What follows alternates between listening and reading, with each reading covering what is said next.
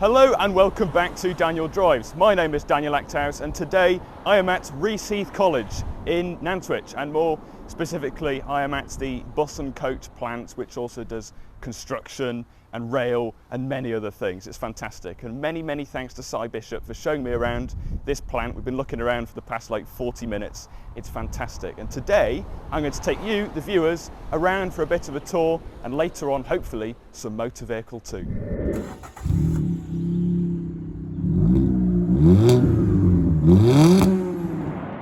So we're in one of the first buildings now where there are two buses, one being lifted up in the air as I speak and one behind me. And this bus here did the Crewe to Stoke route and Stoke to Crewe route many moons ago. And Simon told me before, actually, some of these buses can do 400 to 500,000 miles before being retired, which is quite crazy. And you can imagine the intensity as well of them doing the services every single day. So this behind me is a massive machine, and there's one in each corner that can lift up very heavy things. So we're about to show you this because we're about to lift this bus up in the air. It's really impressive. So what we've got here is a different bus, not the one I've just shown you, and this is now going up in the air. And I feel like we might have to do a bit of a time lapse in a minute because it's quite slow, but it's just impressive how easy it makes it look. I mean, these buses weigh around 12 tons, and the machines on each corner lifting up each wheel just makes it look so easy.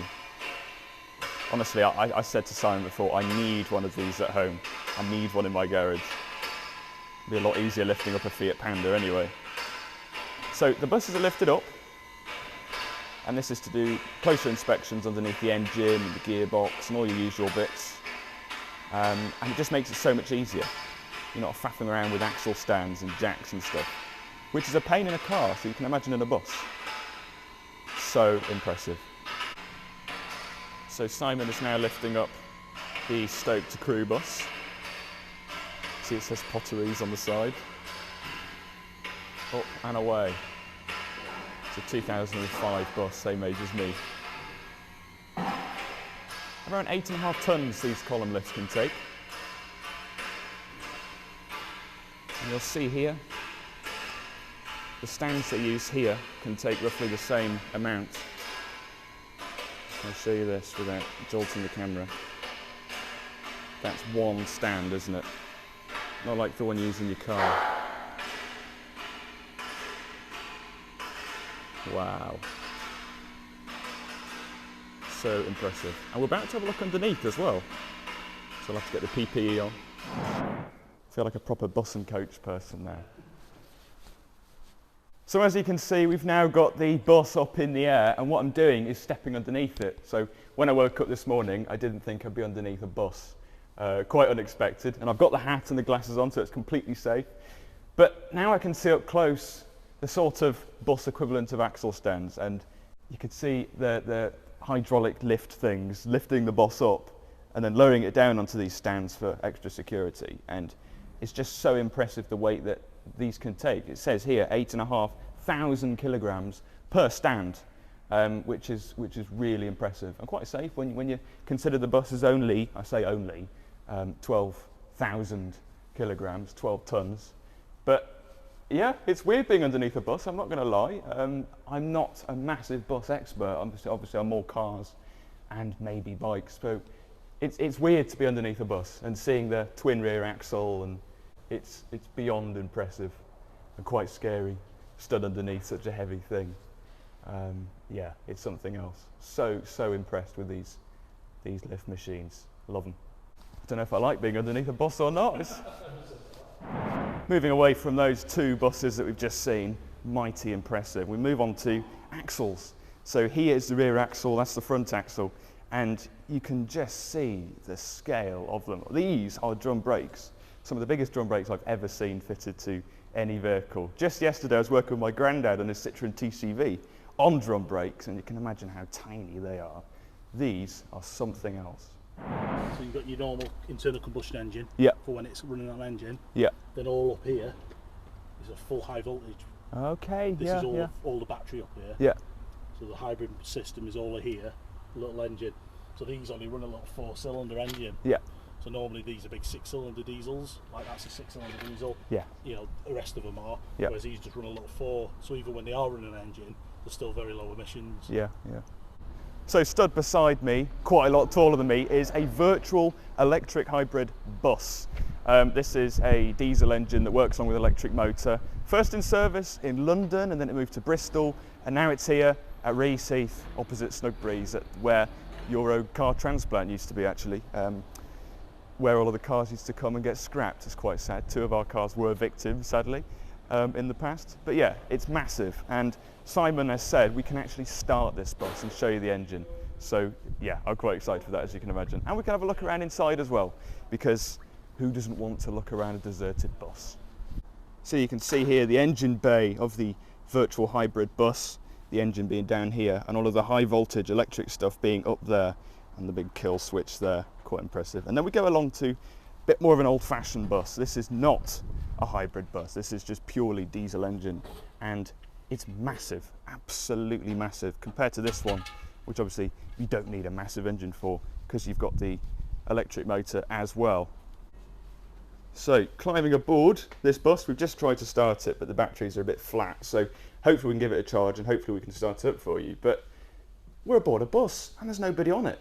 How weird is that? We can go to the back and be cool, because that's apparently what cool people do, sat you know, at the back of the bus. Yeah, it's quite weird being in a bus, I'm not going to lie. As somebody who doesn't take buses very often, to be in one that's completely empty is quite weird. Obviously, because this is a double-decker, there's stairs, so we'll head upstairs. I'll show you up here. This is like Daniel Drive's bus edition now. And here's upstairs. If you look at that, the lovely views of Diggers and another bus there. That's actually quite nice. Wear a mask all the times, very COVID friendly. Coming down. It's just an ordinary bus really, I don't know what to say. Seats, places to sit, basically a massive box on wheels that takes you to where you want to go. And you can see here, this is where the driver sits.